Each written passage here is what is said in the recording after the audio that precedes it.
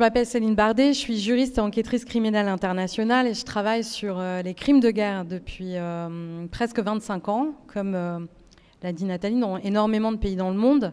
Et il y a 10 ans, j'ai créé une ONG qui s'appelle We Are Not Weapons of War, nous ne sommes pas des armes de guerre, et qui travaille particulièrement sur la question des violences sexuelles dans les...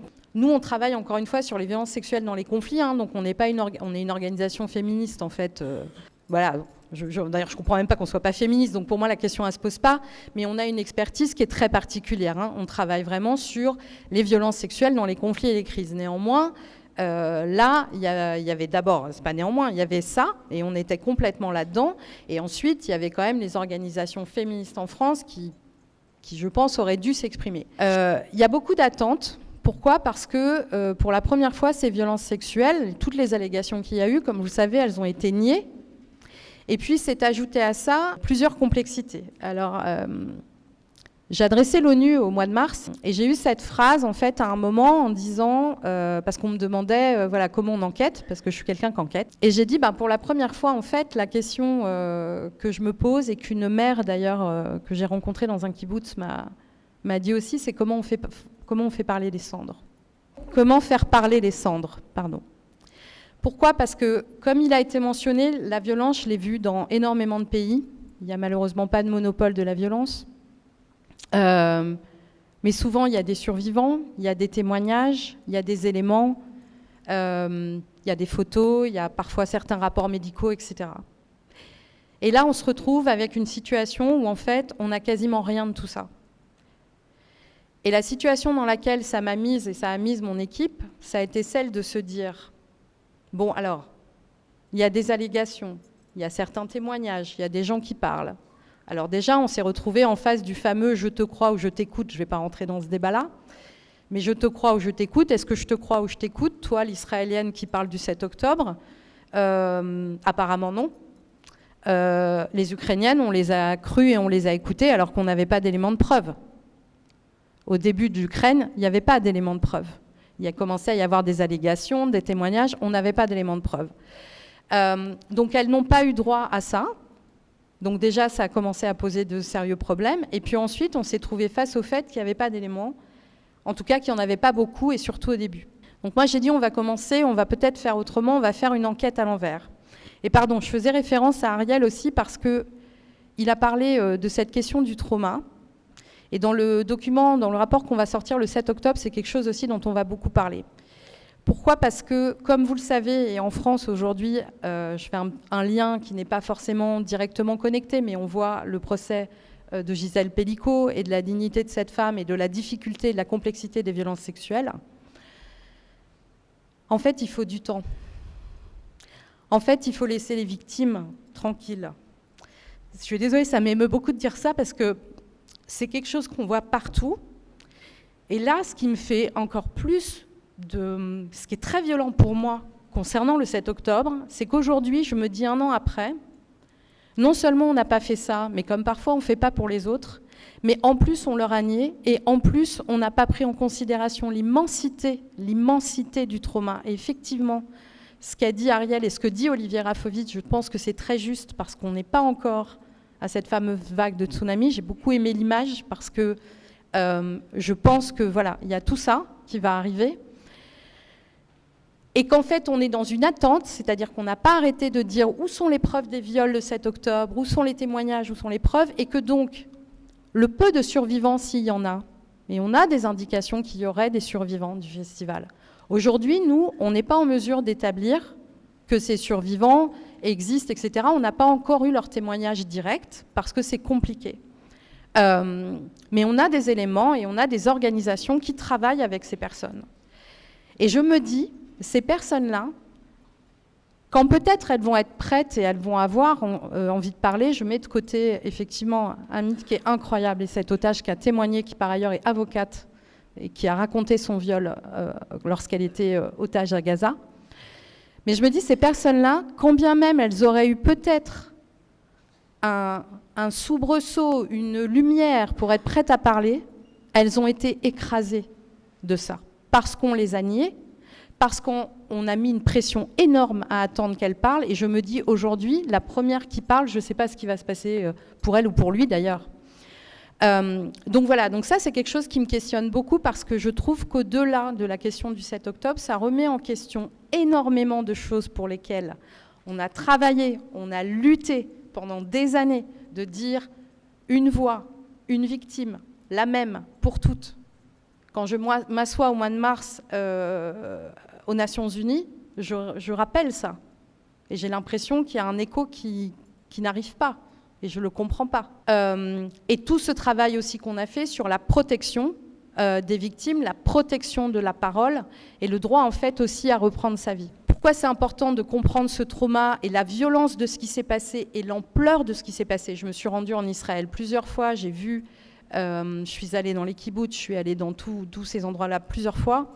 Il y a eu, je pense qu'on peut le dire aujourd'hui, une forme de faillite, entre guillemets, des institutions à pouvoir, ce que moi j'appelle dans mon jargon, sécuriser ces scènes de crime, collecter les preuves de manière cadrée, propre, etc. Ça n'a pas été fait. Il n'y a pas de rapports médico-légaux. Aujourd'hui, très peu. Il y en a eu pour identifier les personnes, mais il n'y a pas eu de rapports médico-légaux, par exemple, sur les violences sexuelles. C'est intéressant de comprendre pourquoi. Et c'est là où j'ai découvert et j'ai rencontré Israël et j'ai rencontré aussi la douleur et le trauma et j'ai rencontré aussi la culture et cette nécessité, cette dignité par rapport au corps. On a plein d'éléments quand même accumulés qui nous montrent des choses.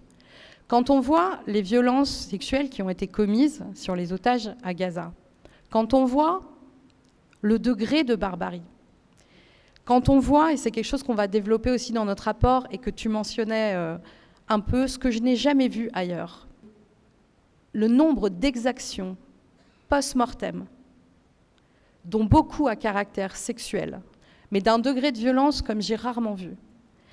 Ça nous interroge aussi énormément.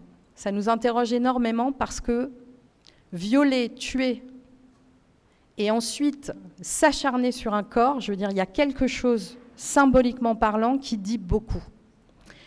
Au Rwanda, le viol a été utilisé comme un outil génocidaire, et ça veut dire qu'il y a énormément de femmes qui sont mortes au Rwanda, et d'ailleurs, sur lesquelles on ne saura rien, on ne pourra jamais dire si elles ont vraiment été violées, comment, etc.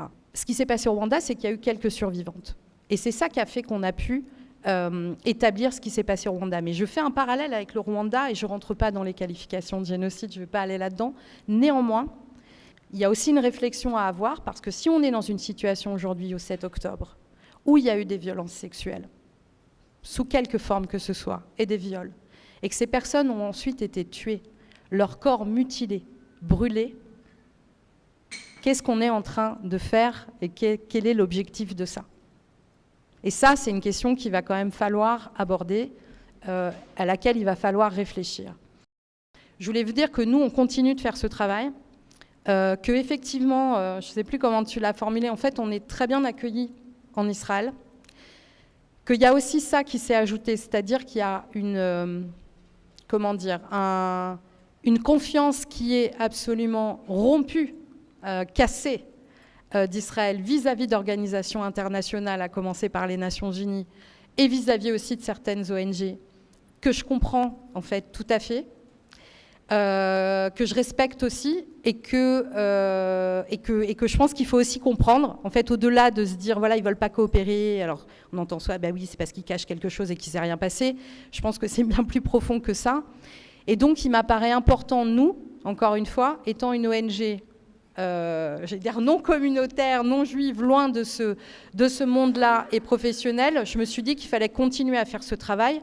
Donc on a une coopération avec Israël, on est très bien accueillis aussi par l'ambassade d'Israël en France, on travaille en toute indépendance. Je le dis aujourd'hui et j'en profite, à aucun moment je n'ai senti une quelconque pression, mais de quoi que ce soit. Et je pense que c'est important de le dire parce qu'encore une fois, je ne suis pas du tout, en défense d'Israël, enfin, ce n'est pas du tout mon sujet, mais je le dis, et que j'ai pu en vivre d'autres dans d'autres pays que je nommerai pas, mais voilà. Donc de casser un peu aussi cette image, et on continue ce travail de documentation. Nous, on espère sortir un rapport beaucoup plus tangible et détaillé et précis autour de mars ou avril. On va pouvoir parler Je peux vous dire que ça. On va pouvoir parler à des gens voilà, qui vont avoir un poids et un impact extrêmement important dans ce rapport. Je pense que c'est hyper nécessaire de le faire. Ça nous prend beaucoup de temps, je vous le dis. Je ne sais pas si vous voyez ma tête, ça nous prend beaucoup de fatigue. Et l'autre chose que je voulais vous dire, puisque dans mon métier, avec une ONG, elle fonctionne avec des financements, et voilà. J'ai découvert aussi, on a eu aucune fondation, privée ou pas, qui a voulu financer ce travail de documentation. Aucune. Et ça m'a beaucoup interpellée aussi.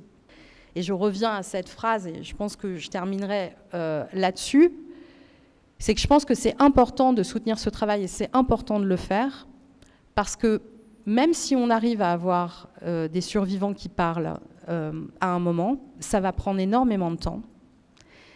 Et que ce temps-là, que je veux leur laisser en fait, et que moi, si vous me demandez, j'aimerais ne même pas avoir à leur parler à ces survivants. Je n'ai pas envie de le faire. Je n'ai pas envie de leur imposer ça. Donc on cherche d'autres manières de le faire, et on est en train de trouver.